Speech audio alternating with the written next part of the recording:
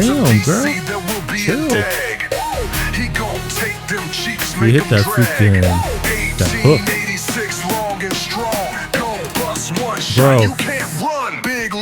Bro's legs twitch.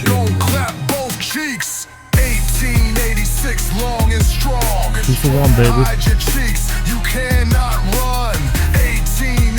for 1, baby.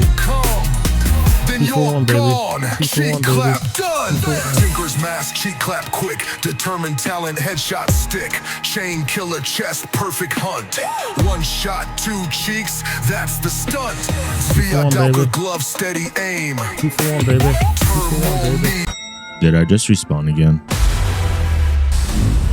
On the streets of DC, there will be a dag. He gonna take them cheeks, make him drag. 1886, long and strong, gonna bust 1 shot. You can't run. What's going on, dags? If you're new to the channel, welcome to Die Again Gaming. I'm your host, Nox, where my favorite thing to do is respawn, and it's not because I'm good. And for today's video, I'm going to showcase my 1 shot, 2 cheeks, 1886 rifle build. 2 at a time, dags. Give me them double cheeks.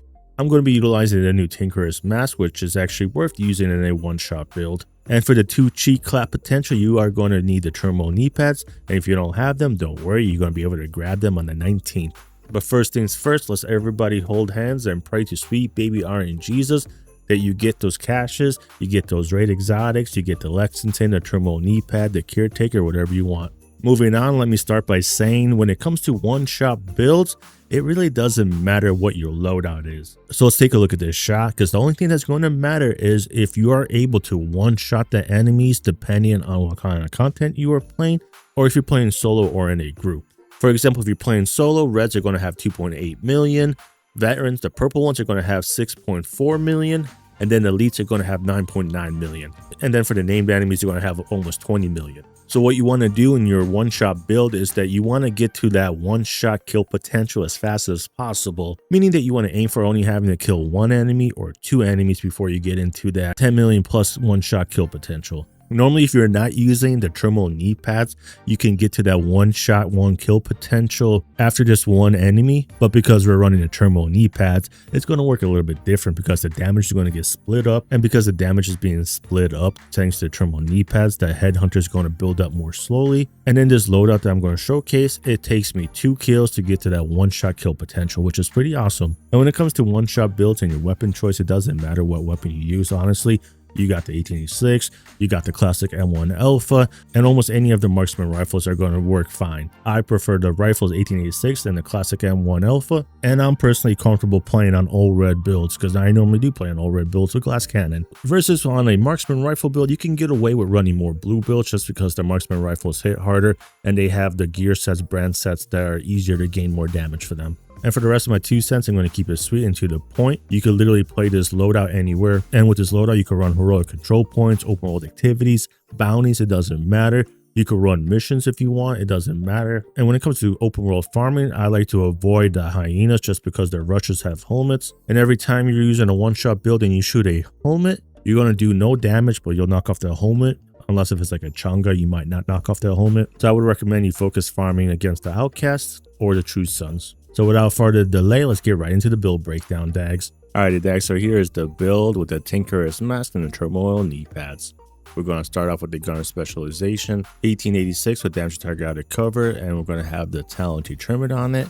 And then for the secondary, it doesn't matter what rifle you have equipped, but you're going to want to have the rifleman. And then for the sidearm, I have the harvest, but it doesn't really matter what you have here because for the most part, you're just going to use the rifle. And if you do not mind it taking you longer to get to that 1-shot kill potential, you can run the classic M1 Alpha because it does have a lot better stats, higher RPM, higher mag, you got optimal range.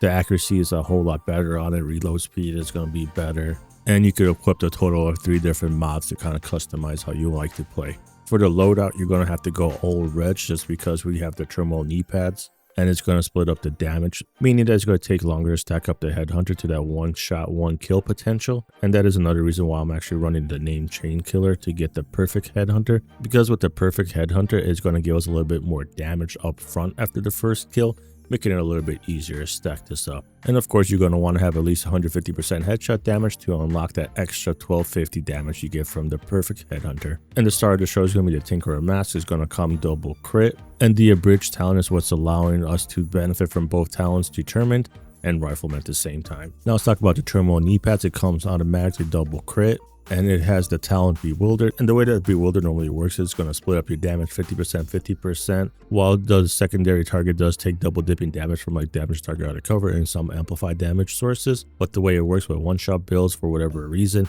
it just always splits the damage down the middle. And it's like bugged with the Headhunter talent, because once you get the Headhunter fully stacked up or almost fully stacked up, you're going to start doing like the maximum amount of damage to both targets instead of splitting it up. For example, if you normally do 24 million on your one-shot rifle build, the Turmoil knee pad should have broken that 24 million to 12 million, 12 million. But for whatever reason, when you have Headhunter equipped, you're going to actually end up doing 24 million and 24 million to both the targets from the Bewildered talent. And then for the backpack, I have Overlords to give me the 10% rifle damage, and I have it with headshot damage, weapon handling, and I'm rocking the talent Vigilance. For the gloves, I have the named SP Zoo Eagle scraps for the weapon handling headshot damage. And then for the holster, I have my second piece of the SP Zoo with weapon handling headshot damage. And with the two pieces, we're going to get that 50% magazine size and that 20% rifle damage. And for the skills, I have Riot Foam just to help me get those headshots if I need to.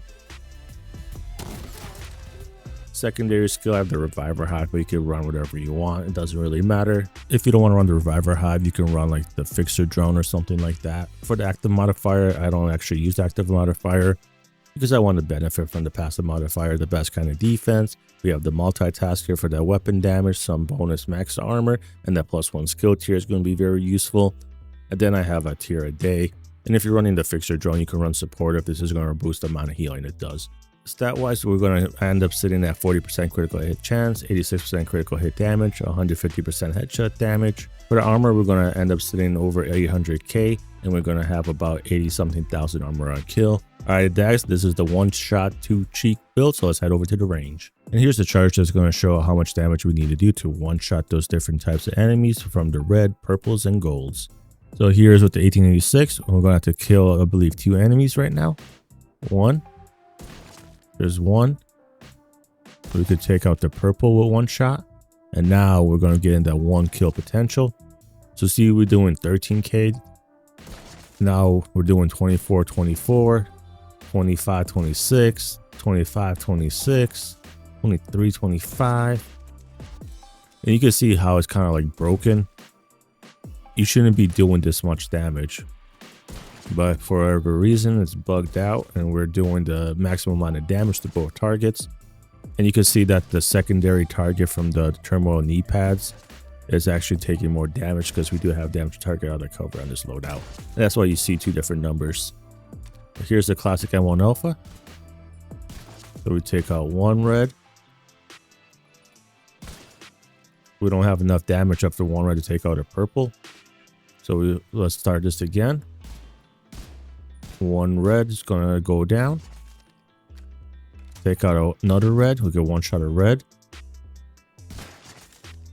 So that's 3 enemies down. Now we're gonna be in that 1-shot potential. And when we have Rifleman stacked up, we're gonna do a pretty good chunk. It's not that much, but you know, and when you're solo doing, you know, 13 million, 14 million, 15 million, it's more than enough damage to take out all the elites and below.